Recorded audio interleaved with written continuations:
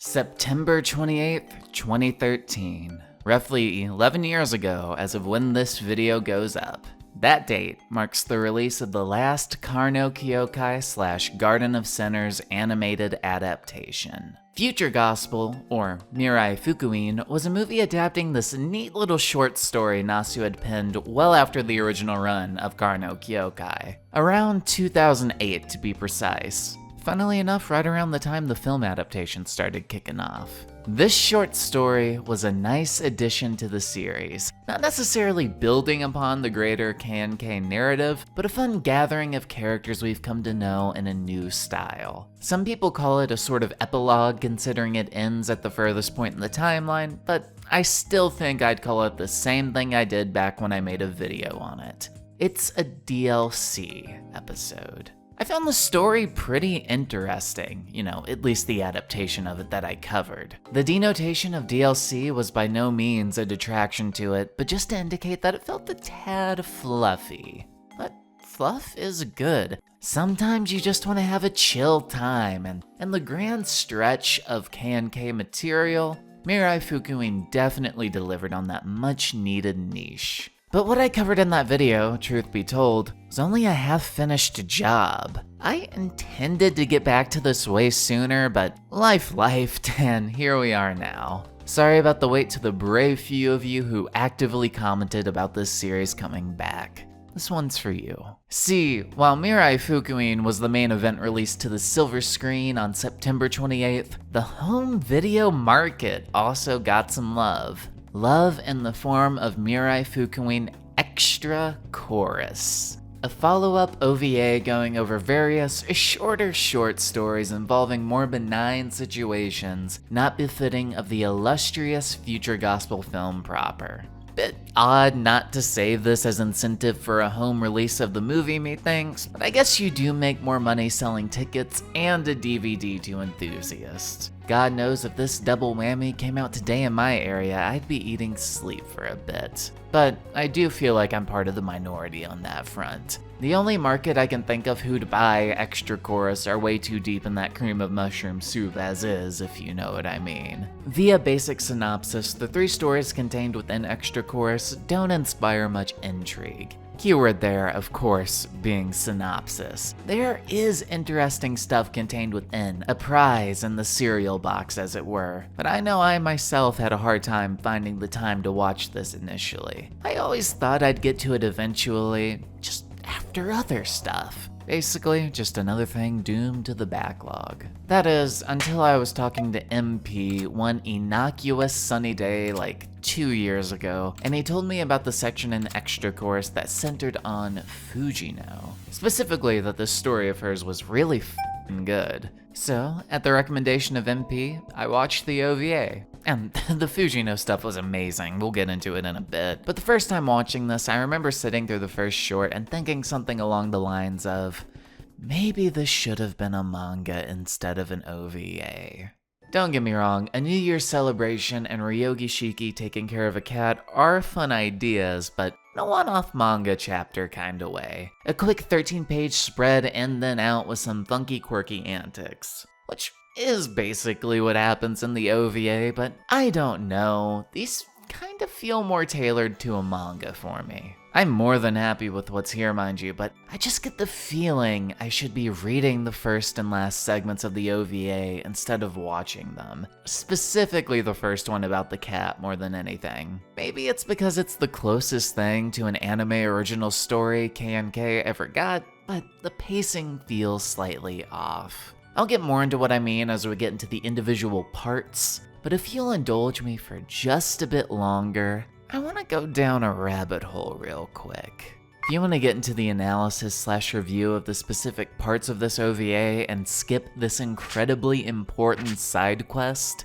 then good luck finding where it starts because I'm not putting chapters in this video, nerd. Okay, so the sense that I got that some of this would work better as a grouping of one-shot manga is not exactly unfounded. Did you know that Kyoukai Extra Chorus was based on, according to Wikipedia, the world's most reliable source, a manga by Takashi Takeuchi, the main artist for Notes / Type Moon stuff? You know, that one very well-known Kara no Kyoukai manga he did that one time. Almost as big as the movies, I'd say. Is what I wish I could say, but in reality the manga doesn't exist. See, this claim was seemingly just thrown out into the ether for no reason. The only source cited on Wikipedia is someone named Citation Needed, and I gotta say, I hate to judge someone based off of names, but that guy doesn't sound trustworthy at all. As Takeuchi is primarily an artist and not a writer, and some interviews even balking at some of his first attempts at manga, I found it hard to believe, but not impossible, that he'd do a funny little cat one-shot. That story in particular sounds like something he'd come up with. Takeuchi is known, at least to me, as a good ideas guy. The one who takes a look upon a work like Fate's Stay Night and boldly proclaims to his confidant, co-founder, and lover, "Put maids in this or I quit." If you look at the history of interviews with the man, he's constantly spitballing strange ideas that turn out to be gold. He's quirked up enough to ask something like, what if Shiki took care of a cat and kind of was a cat if you thought about it?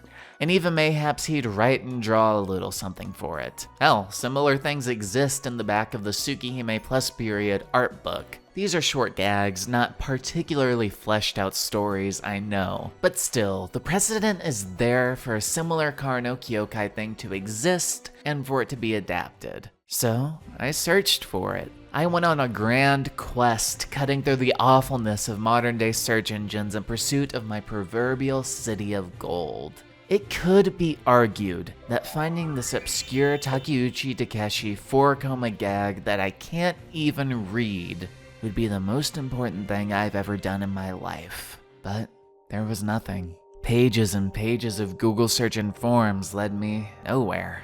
And as all seemed hopeless, on a whim, I searched up for AniList reviews of Extra Chorus in hopes that someone had some obscure knowledge that I wasn't privy to. Forum culture is dead, but niche knowledge known only by the small anime reviewer is forever. Lo and behold, I found this one review. It stated that this alleged manga was included in the back of the Mirai Fukuin light novel. Of course, I thought. Why did I not think of this beforehand? Just like with the comas on the back of the Plus period art book, it would be the perfect place to include these. It'd even be synergized with the later movie release that way, as a complete story chased with the frivolously fun OVAs. Though I don't know how to read, I can still look at the art in the back of the LN to confirm if it is indeed what I'm looking for. So I procured a legal copy of the LN and nope. Nothing. Just nothing. Either someone's not doing their due diligence in fact-checking an incredibly niche subsect of a semi-popular company better known for Fate, and Fate, or this manga has been scrubbed in a conspiracy to hide something probably evil. I mean, have you seen Takeuchi's comments about Ilya from Fate's Stay Night? Absolutely vile. Who knows what he put into that Ryogi cat story that the OVA oh so conveniently left out. Or, you know, it's just a lie someone made up that sounds vaguely true. I can't believe someone would get on the internet and lie, though. On Wikipedia and AniList, no less, not even my anime list, that I'd get, but AniList, the world's leading source of reliable info on today and yesteryear's anime classics. Taking a look beyond that little rat tail I've spent way too long chasing, however, we can see that Takeuchi's list of works here, which is extensive and includes things even I've never heard about as an L5 typehead, doesn't include this alleged Kara no Kyoukai manga. The only acknowledgements I can find are, again, these two uncredited sources. I'd buy a Japanese print of the Mirai Fukuin novel to make doubly sure, but I work for minimum wage. Every first of the month is like rolling a gacha to see if I'm making rent. So, I shouldn't be throwing my money around willy-nilly like that. If one of you wants to look into this conspiracy, rabbit hole, lost media, other buzzword here, be my guest. But as for me, I think it's time we get into this OVA properly. Update! So I've been editing this video for a while now, going through various amounts of footage, going through interviews, just looking stuff up, make sure the video looks nice and pretty. And in that process, as you've seen with this last segment, sometimes I'll go through art books to either illustrate a point or just because I think it makes for pretty looking video footage. So I was scrolling through this Karno Kyoukai art book. So as a thing to go through, it is the Karno Kyoukai Complete Art Book, I think released around the time Extra Chorus was also released. And I bring this up because what do I find at the end of this art book but the Extra Chorus manga? Just there, it exists, it's here. And this floored me. Now, I had written this section of the video the earliest, a couple months back. It was really the only section I had written out, but it was just here. I wrote this entire section of the video without knowing this thing existed. And way back when I was doing the initial info gathering for this video, I could not find this manga anywhere. Couldn't find it in the back of the Mirai Fukuin novel, couldn't find it on any manga sharing sites. Redding comes to mind, or legal manga sites also come to mind. I don't know the names of them, but they exist probably. And I couldn't find this thing anywhere. But lo and behold, it's in the back of the art book, and now, as I was scrolling through Google to find images for this video, what do I find but an English translation of this manga? Totally wacky, but I wanted to put this in the video so no one has to comment about the manga actually existing. But I kept the last section in the video despite, the manga existing, because I just thought it was fun. Hopefully y'all agree. Update out, back to the video for real this time. See ya.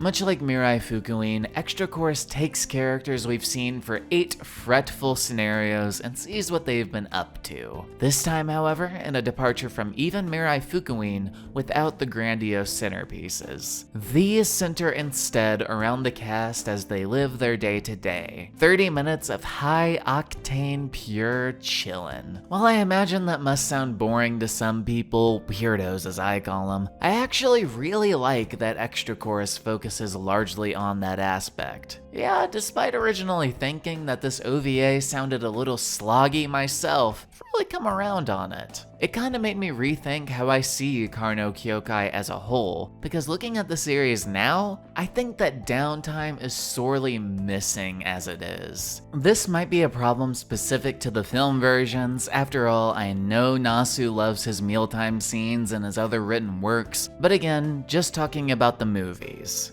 It's an exhilarating watch, but Karno Kyoukai has a proclivity to jolt you from beat to beat while only offering cryptic, brief explanations. Post Extra Chorus, I feel like I've truly gotten to know some of these fiends via how they spend their time off, and I appreciate that. That extra bit of clarity, though not needed to enjoy Karno Kyoukai by any stretch, is a nice little addition.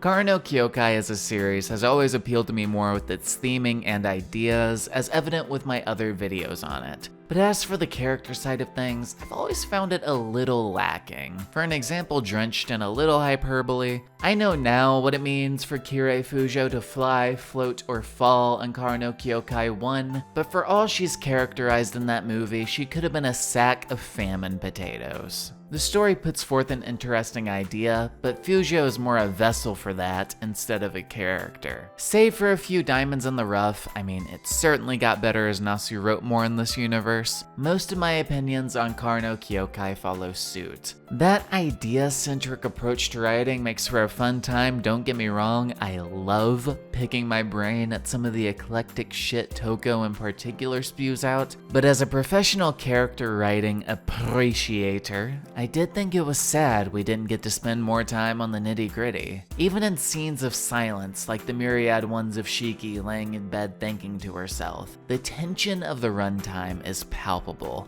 Everything serves a function to junction the story forward. It, again, makes for a really engaging watch, especially considering the medium of film, but I do feel there's some truth in stopping to smell the roses. Hell, that's one of the reasons I liked the 6 Car no Kyoukai movie so much. The first half of that is just Shiki and Asuka looking for stuff, and it's really good because of that. A little SOL can add a lot to basically any narrative. Heck, even something simpler than Car no Kyoukai, like Dragon Ball. Some of my favorite moments watching that show growing up were the laid-back ones at Capsule Corp. Learning how characters choose to spend free time sometimes speaks volumes louder than overcoming the latest hardship the story pitches out. It holds true for Dragon Ball, and it holds especially true for Car no Kyoukai Mirai Fukuin Extra Chorus. Something which is most prominently seen in the first story in the OVA known as Feline.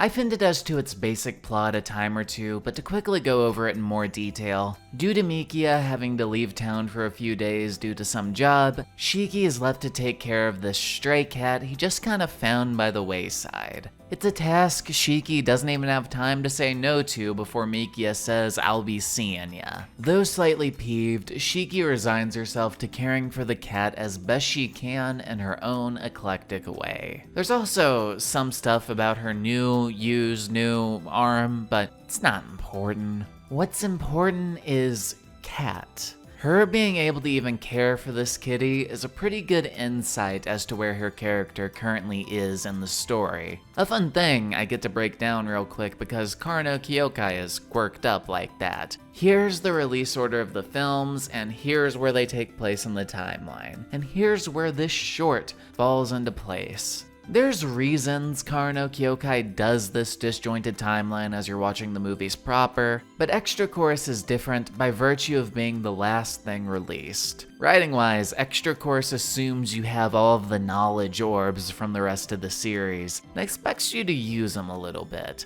For example, looking closely at this short's placement in mid-1998, we see that it's right after Film 3, Su Kakuzanryu, basically a week or so after Shiki's kerfuffle with Fujino, and Shiki is still very visibly recovering. Using the key item of context helps us frame where things are with characters like Shiki and where they will go. If you look closely at the story on offer here, then to that ever so useful key item, you might notice a bit of subtle storytelling. As Takeuchi-san once said, "What if Shiki was the cat as well, if you kinda think about it?" A cat who itself is recovering from a rough life on the streets. Now, I realize this isn't exactly groundbreaking stuff I'm saying here. When Asuka shows up later, she flat out says that Shiki is like the cat while basically looking at the camera. It's incredibly brazen in presentation, but it's kind of the point.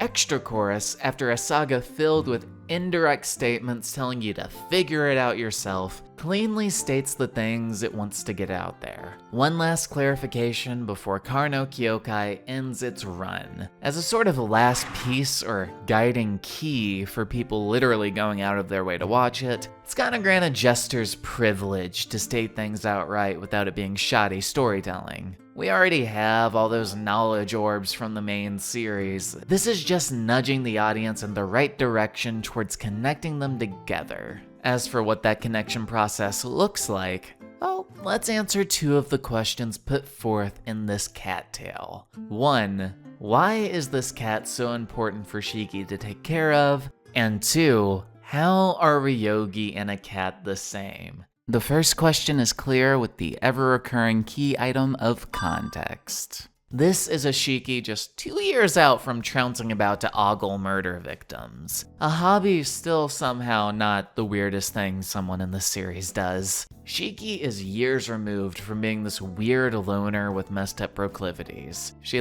talks to people now and doesn't immediately shut them out. That she's developed enough to take care of something all on her own when, hell, even in the story right before this one, she was on the fence about helping Fujino, shows some growth on her part. And I know, you can kinda gather as much from the end of Fujino's movie with Shiki talking like Mikia that Shiki has grown, but her doing something benign like taking care of a pet shows that the change goes down to her core. A Shiki 2 years removed would have simply abandoned the cat instead of caring for it.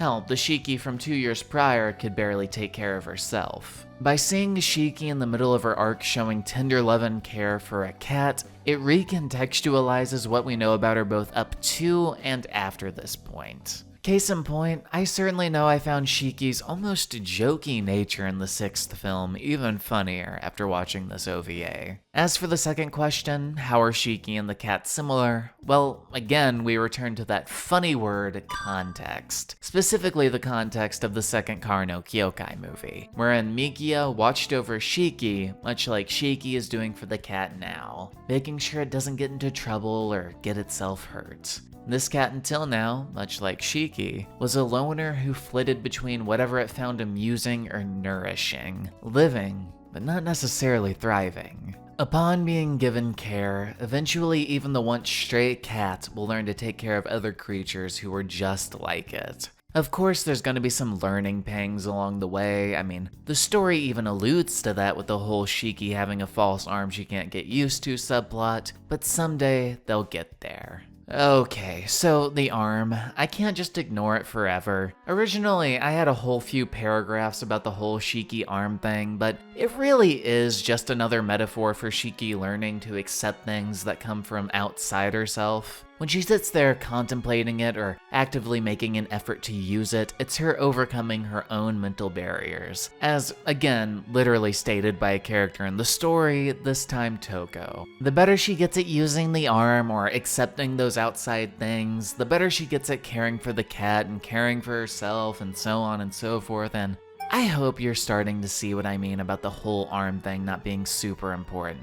The stuff with the arm feels like padding for time to me. I mean, the whole subplot isn't telling us anything that the main plot of cat sitting doesn't already get across better. Not only that, but it's reusing a point from the first film as well. It was in a different kind of context, but Shiki getting used to life without an arm and adapting to it was a really cool part of that movie. This is just the same thing, but now she's getting used to life with an arm now. It's playing the greatest hits, and it's kinda lame whenever the short focuses on it. But without that arm subplot, the short would be about as long and as paced as a Carnival Phantasm skit. And that doesn't work if it's going to be a third of a 30-minute OVA. Carnival Phantasm skits, though obviously being far more comedic in nature, were based on manga one-shots. One-shots where the jokes don't linger for 15 seconds too long or needlessly repeat themselves or, really become draining to watch. I think what I'm trying to say is that I wish this feline short was a cute one-shot of Shiki taking care of a cat. Again, editing sleepy here, breaking the video to provide an update, because, again, the manga does exist, and, scrolling through it, reading through it. Not only is the cat stuff there and great, but something I thought wouldn't be there is the arm stuff. The arm stuff is still here, and, it definitely flows a lot faster in the art book. It definitely, it doesn't take up as much time as it does in the OVA, but I still feel my criticisms hold up about this being flagrantly unnecessary, even in the manga where it does go a lot smoother. The arm stuff in the manga is literally 3 pages. 2 pages. Literally 2 pages. It's very succinct. It doesn't take up a good chunk of the OVA. It definitely got some fluffing. So again, just breaking in, making sure no stone was left unturned in this project. Let's get back to it. Pacing issues aside, it should be clear that I still really like this short as is. It was really fun to go through and watch again. And if you haven't seen it, I'd honestly recommend, checking it out. I didn't even mention the best part of the short, which is Shiki being absolutely livid at Mikia by the end of it. I mean, just look at this, her emotions are literally boiling over. It's so fucking good, dude. Though, if you don't watch this OVA for the feline short, you should absolutely watch it for the next one. See, Shiki, as the main character of Car no Kyoukai, already gets plenty of development. Whereas anyone could pick up on the themes already put down here in Feline, the next story, Daylight, is a little different. It follows Fujino, a character I again love, but one that's easy to misunderstand if you don't go analyzing her tale in depth. Daylight not only clears up some point of confusion a viewer might have about Sukaku Zanryu, but goes a step beyond and provides one of the most heartfelt conclusions about a character arc Karno Kyoukai has ever had.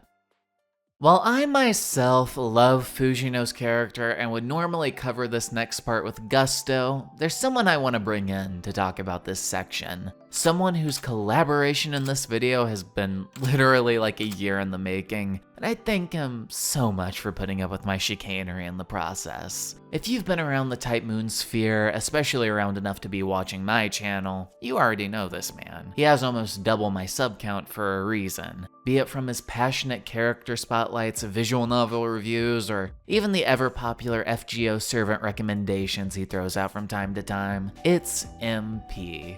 As one of my initial inspirations to even make videos about these funny little Type Moon works, I am very happy to be working together with him on this video. He'll be taking the reins for the analysis of the Daylight section, better known as the Fujino story in Extra Chorus. I'm a girly girl with a girly secret. If I tell it to you, promise that you'll keep it. I'll tell you now. My little secret is I accidentally killed a man. To begin the following segment of this video, I want to ask all of you a question. What should be the fate of a sinner? The question is a vague one, I realize. But consider it as a sinner. What is a sin? What do you constitute as one? And mainly, what do you think can or cannot be forgiven? What effect should the sin have on your life? How would the event change you? How should it change you? What kind of existence would you lead from then on out? Because when it comes to this question, there are many answers. After all, a sin can range from something as little as a white lie to permanently silencing another's voice. But I want you to think about all this while we talk about this chapter of the world from Kara no Kyoukai. Let us begin by recapping a certain chapter of another story. Kara no Kyoukai Chapter 3, Remaining Sense of Pain. One can easily recall this earlier chapter from Kara no Kyoukai being the story that focuses on Asagami Fujino, a gorgeous dark-haired beauty who we now know as a woman not able to sense any form of pain. Because of this, she has developed a rather detached state of mind in regards to herself, with neutered emotions in regards to everyday life. In case you forgot, the story of Chapter 3 essentially stems from one particular unpleasant event, where after feeling the sensation of pain for the first time through her appendicitis, Fujino took the lives of an entire local gang who, to be fair, weren't exactly chivalrous with her. And while these individuals were unquestionably despicable, the fact is Fujino Asagami committed murder. And these addictive feelings she had never felt before made her unable to stop herself from killing once those abilities awakened. The story ultimately resulted in Shiki confronting Fujino for her actions, cornering her in both battle and the truth to her own self, and only in the end did Fujino realize the state of mind she was in and the severity of her actions, leading to her ultimate defeat. The aftermath of the events were unknown to us, with both Mikia and Shiki stating that Fujino could continue to live, but she must do so eternally carrying the weight of her own sin. That was the state we left her by the end of that movie, and the next time we see her, we learned that she had been blinded by the event and the use of her eyes, almost as if it were divine punishment. However, we never see beyond that, and how she's ticking inside. So let's move to the present. We open a new chapter, following the perspective of a young woman named Risu Miyazaki, and her first meeting with Asagami Fujino. Both women are students from the same Reian's Girls Academy, as some of the characters from this work attend, but Risu had never personally met Fujino until now. Their encounter was on the side of a particular building, one which we viewers know as the same building that was the setting of the very first film, Overlooking View. Fujino was coming home from the hospital for her routine checkup, while Risu had come to the building holding a beautiful bouquet of flowers. Fujino notes the flowers were white lilies, the favorite of a student named Ryuko, which, interestingly enough, sparks immediate aggression from Risu. Fujino advises her not to linger too much on the girl named Yuko, causing Risu to leave in a rather angered state. It turns out that Yuko was Risu's best friend in school, a gentle soul who, unfortunately, ended up as one of Kiri Fujo's victims in the events of the first film, which adds the context that Risu was simply mourning the loss of her dear friend. First off, it's interesting to see how this story links back to a relatively unexplored aspect of the original Overlooking View film, the victims of the suicide. We as the viewers knew that Kiri had taken the lives of multiple people to join her in the sky, however, we never really focused on the victims of that incident. Linking our current tale to those events was a really nice way of tying everything together in a way that we never thought about, adding another layer of satisfying payoff to those who kept those events of the story in mind. We soon learned the truth about Risu, in that compared to your average layman, she is horribly pessimistic, an individual who feels adamant about the common world, claiming that there is absolutely nothing of value to the future, that tomorrow may be horribly bleak and ugly. Because of this, she requested to her best friend to commit suicide with her, so that instead of face the inevitable disappointment of the next day, they can cut their ties with whatever fate has in store for them, and bring their lives to an ending on their own terms. That was their very last conversation, before Yuko would ultimately fall victim to the events of the first film, the reason being unknown to anyone but those directly involved. Risu blamed herself for this. While the truth of the event didn't relate to her, Risu decided to take her own life to accompany the deceased Yuko, not wanting to live in the world without her. However, she ended up stuck at a crossroads between how she wanted to die, and it is while she was pondering this decision where she encounters Fujino for a second time, this time carrying a different aura. Fujino confronts Risu on her actions directly, calling out her indecisiveness, saying that Risu was only playing at the thought of suicide, never actually intending to go through with it. When Risu retorts, Fujino unveils her mystic eyes, confessing her identity as a murderer. After all, if Risu was really serious, then Fujino's abilities would guarantee her death. An extravagant, a legendary one. In face of that truth, Risu loses all of her courage, revealing she was actually just afraid. The reason she wanted to die was more guilt of thinking that she had murdered her best friend. We get more context to their conversation. Apparently, Yuko had decided to decline Risu's offer, saying that the world was beautiful as is. As a result, Risu felt betrayed and lashed out in anger, saying that Yuko could just die alone if she preferred. These words, which Risu didn't truly mean, were the very last words that she spat out at her best friend before the events of the first film killed her off for real. It was only after this loss that Risu was made aware about Yuko's home life, and how it was a tumultuous struggle. Her mother was dead and her family had abandoned her, and after being saddled with tremendous debt was when Risu gave her that offer. It was a struggle that Yuko had kept hidden all to herself, and even those close to her, such as Risu, had no idea about this, and they had never realized how cruel those words are until they discovered the truth. Guilty for what she said, Risu had wanted to end her own life. But as she wallows in guilt, Fujino closes her eyes and recites a phrase that, no matter how much it may hurt at times, she would like to believe the world was beautiful. Risu immediately recognizes those words as the same words that her best friend Yuko said to her when Risu offered to commit suicide. When Fujino was troubled with the events that conspired in her own film, Yuko gave those same words to her as well. At the time when Fujino first heard them, she couldn't comprehend what Yuko was trying to tell her. But after some time had passed, she eventually understood. Yuko was reciting words of optimism for those around her, simply praying for a better future for everyone, a more beautiful tomorrow, and that in spite of all the ugly things that life dealt, Yuko believed the world was beautiful nonetheless. And after hearing this, Risu finally gives up on committing suicide, breaking into tears as she mourned the loss of her friend. Fujino, seemingly satisfied with this outcome, watches the gleaming sunlight rise from the horizon, signaling the arrival of a brand new day. That is the story of Fujino Asagami during Kara no Kyoukai Future Gospel Extra Chorus, giving us the long-awaited insight into the fate of Asagami Fujino after the events of her own film. After watching this, it's not hard to see that Fujino had changed a lot since we last saw her. What was once a broken, twisted individual that took pleasure in murder and was unable to see the atrocities of her own actions had now been humbled. She was no longer to see the world properly, and despite having her power, avoids using it. It's quite a different impression, but then again it had been a few years. A few years since she felt that pain. A few years since she committed her first murder, and a few years since she realized the horrors that she committed. Kara no Kyoukai from beginning to end is a story about sinners, about people, and the mistakes they made. A study of broken individuals who are fictionalized yet still feel oddly human. Fujino is not an exception.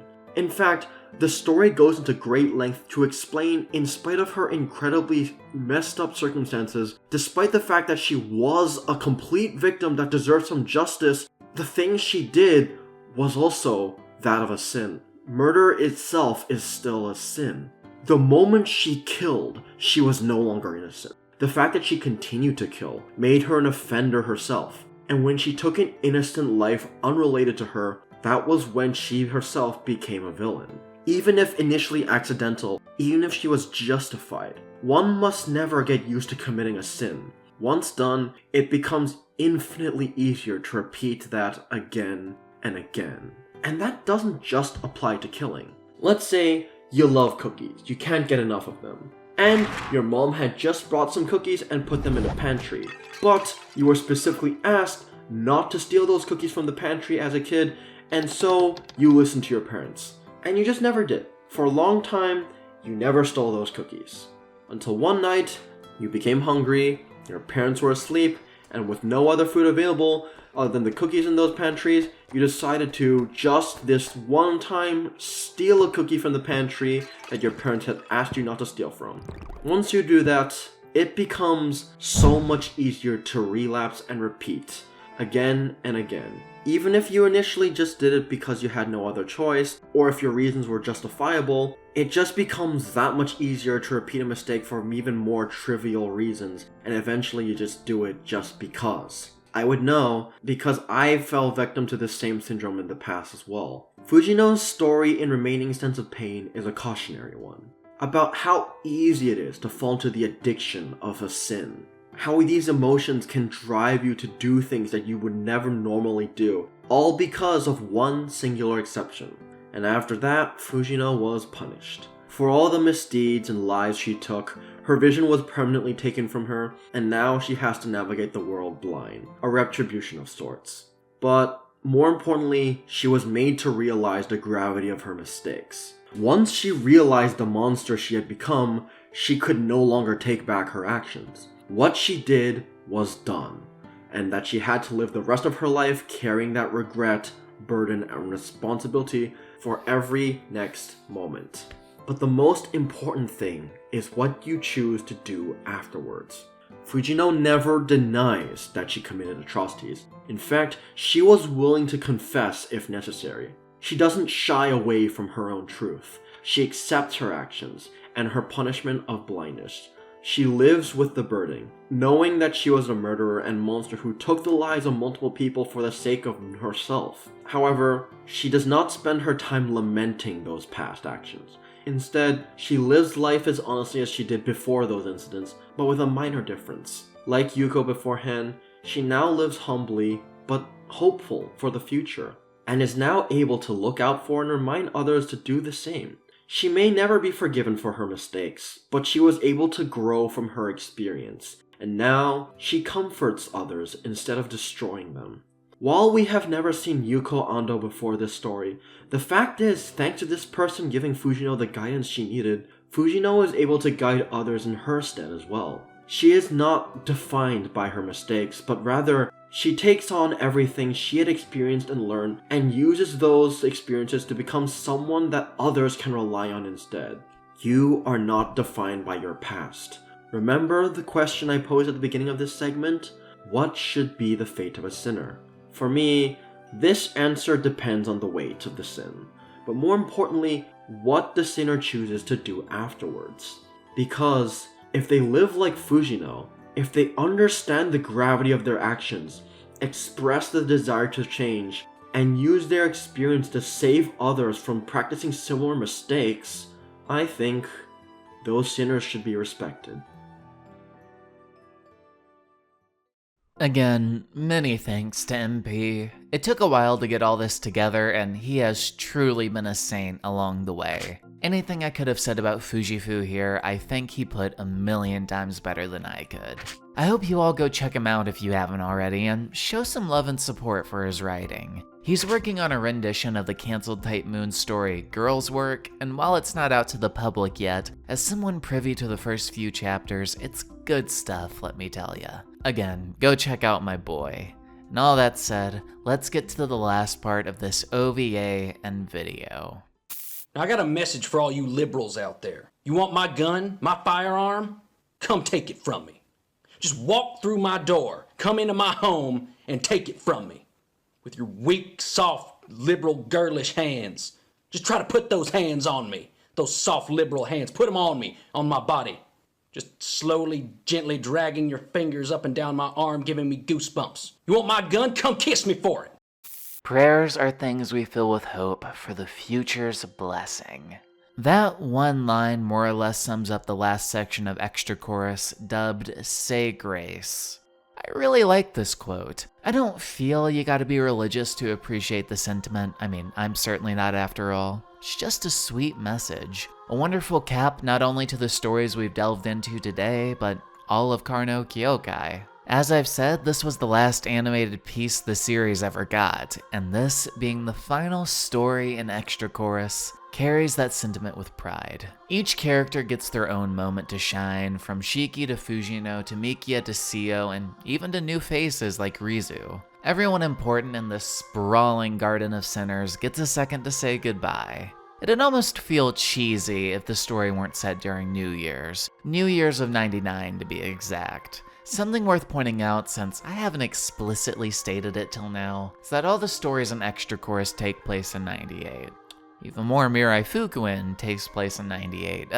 To be blunt, most of Karno Kyoukai takes place in 1998. Point in bringing that up being is that the characters are saying goodbye to what has probably been the most hectic year of their lives. In cases like Shiki and Fujino, literally parting with old toxic parts of themselves that ran rampant earlier in the year. These two specifically stand out to me because having gone through essentially hell and back, they look by far the most content during the celebration. Shiki shows more genuine curiosity than she ever has with her proclamation, "Why would a cat lick me? Do I taste good?" She also displays some real tasteful gap moe in wanting to hold Mikia's hand. I drew comparisons to this in the first section, so I won't harp on it too much, but it cannot be overstated how much Shiki would not do any of this if she hadn't grown so much over the course of 1998. Literally going from comatose to this after countless trials and none of it feeling ham-fisted to get here. To pull out a $5 word real quick, it really is some serendipitous writing. Even if K&K doesn't do characterization as well as future works, I feel, in cases like Shiki here, you can still vividly tell that it's a Nasu work. But as for the other I brought up, Fujino, well, just look at her. That sweater looks cozy as heaven, and she truly looks happy spending the new year with her friends. There's a little moment between her and Seo that I love. Remember that Fujino is basically blind after the events of Kakuzanryu. So at the end of the section, when the narration starts getting all wistful, she just sits there, not knowing that the snow is falling. While Asuka and Seo are bedazzled at the sight, Fujino doesn't know. She's just sitting in her chair, happily taking in the atmosphere of friendly company. Noticing this, Seo takes a step backwards and starts describing the snowfall to Fujino so they can all enjoy it together. There's not even any dialogue, and it's basically something that happens in the background, but I really love this moment. The first time I saw it, I teared up. NP touched on it a good bit in the Daylight section, but Fujino's character growth was really well executed here. At the end of the long and winding path she's been on, instead of wandering around aimlessly further with spiraling thoughts, she can relax for once.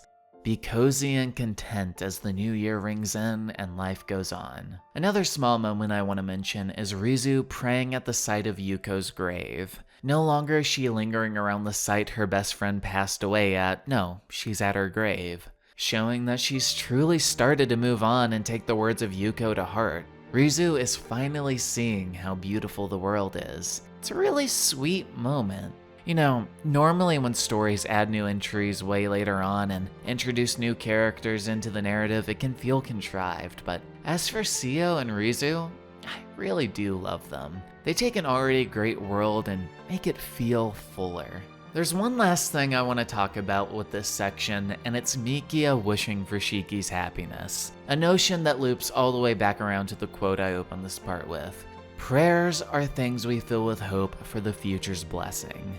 Everyone in Say Grace has a prayer for the new year. For some, it's just prosperity in the time to come. For others, to keep seeing the beautiful world their friend once did. But for Mikia, his wish is for Shiki. Boy has his own ambitions on the side, but K&K makes one thing clear to the audience about Mikia. He cares deeply for Shiki. Regardless of Shiki's gender, presentation, or what she's done, Mikia loves her. So he's really praying for the future's blessing with this one. A future that, though it may seem uncertain in some moments, is one he clings to always. We've talked about some of what comes later in K&K with movie 6 and the like, but there is one tale in particular that stretches that prayer almost to its breaking point. One that I've purposely saved for the end of this K&K series because of this one moment in Extra Chorus. Something I promised to really dive into in the next video.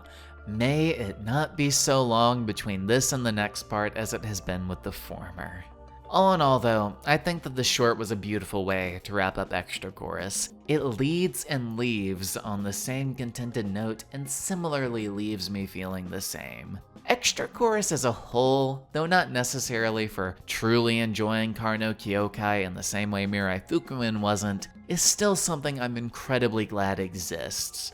It provides so much context for where the characters are by the end of the hectic year of 1998, and reframes how they move forward from it. In the case of someone like Fujino, I find it sees her character out to her logical conclusion, a much stronger person than she was. I want to thank MP again for covering that section of the video. I know I'm repeating myself, but he did an amazing job with it. I think, more than any other thing in Car no Kyoukai, Extra Chorus is the sleeper hit. The majority of people are gonna watch the 8 main films in dip, and I feel that's kinda sad because there really is some awesome stuff here. Feline was just a fun short showing off a befuddled Shiki. Daylight, though definitely not as slice of life as the other two, was by far one of the strongest pieces of writing Car no Kyoukai has put forward. I mean, not only for what it did with Fujino and Rizu, but for taking a sorely overlooked element in the first and arguably weakest Car no Kyoukai story and doing something really special with it. Then there's Say Grace, which I would argue is the best epilogue Car no Kyoukai really got. I mean, our other contender is movie 8, and we'll get to that when we get to that, trust me. But Say Grace is such a thoughtful goodbye for the characters and world. Everyone moves forward with hope for the future, and they keep it in spades even though we know as the audience how fretful that path is gonna be. It really is a lovely message. This was my /MP's review and analysis of Extra Chorus. I will see you all in the next one. Endslate time! I'm glad we're finally at this point. I know I've said it quite a few times before, y'all, but I'm really sorry for how long the wait between videos has been. Much like the characters in Extra Chorus, I will be very ready to say goodbye to this seemingly non-stop year. As we reach this end of the video rambly segment, I want to get something off my chest that some of you aren't going to like. The Muv-Luv video is cancelled. I am no longer working on it, and jeez, that's so freeing to say. I sincerely tried for months to make this thing work, but it just wasn't coming together. I even had a version of the script that I had recorded, but as I went to edit it, it just didn't flow at all, and there were a million things that I would need to change to make it what I felt was both good and comprehensible. A process that repeated itself multiple times while working on that damn video. Honestly, it was such a negative video too, like both in tone and that working on it actively drained me and made me dread making things, which isn't cool. So, I'm sorry to anyone who was looking forward to that, but it just wasn't meant to be. It was a long time spent, but it was a real learning process working on that thing, and I hope that shows in my future videos. Who knows, maybe I'll upload the somewhat functional parts of the script for patrons. Would that be something people even want to read?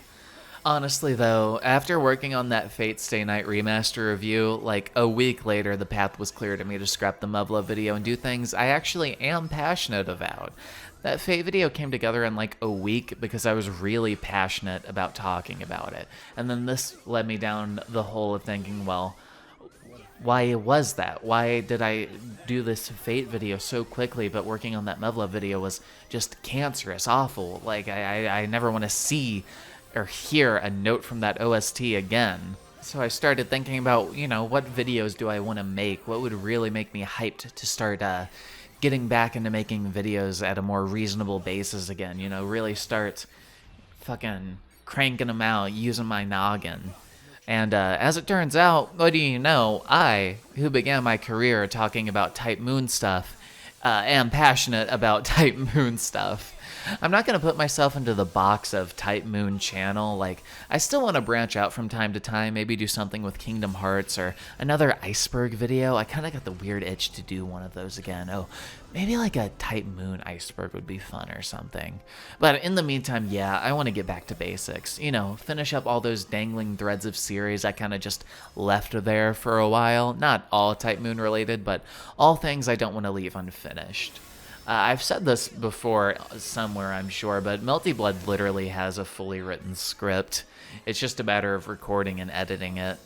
I don't know why I didn't finish that before diving into Muv-Luv in retrospect, but fuck, I don't know. The brain does funny things sometimes. Subihibi, that analysis series, I want to make kind of a yearly July 20th thing, considering how intensive the edits and writing and working on those can be, but honestly, the one thing that left me more agonized than anything to leave unturned and incomplete was Kara no Kyoukai. So that's the one I'm giving my all to right now. I don't know, I've been working on this one by far the longest, and it feels like I've changed as a person a bajillion times since starting this series. It was calling to me to finish it, is the point. Upon realizing that, I basically whipped out my old notes and basic draft of a script for this video, rewatched the special while updating said notes, and called up MP, who I asked months and months ago if he wanted to collab on the Fujino section. Thankfully, he still had his files and sent them over, so that really worked out beautifully. Basically, I've been working on this one in a sort of frenzy the past week or two in between night shifts at the corner store, and I gotta say I've loved every minute of it. Unlike what I spent most of the year working on. Who knows, there were like one or two segments of that Muv-Luv video that I thought were salvageable, segments in the vein of the section of this video about the lost Kara no Kyoukai manga. One about the lost manga gamer translation of Muv-Luv, and another one about the development of it. Basically, internet sleuthy stuff. That stuff's really fun to make. Maybe those will see the light of day one day, maybe in the form of a YouTube short, see how that does with the algorithm. But for now, I want to focus on getting this funny little Kara no Kyoukai series done. To anyone that's actually stuck around this far, I don't know why you would listen to this, but thank you. Thank you for listening. You get the real goodbye. The other one up top was fake. This one's real. I'll see you on the next one. I hope you have a wonderful, wonderful day, or night, or evening, or morning. Who knows? Just take care out there. See ya.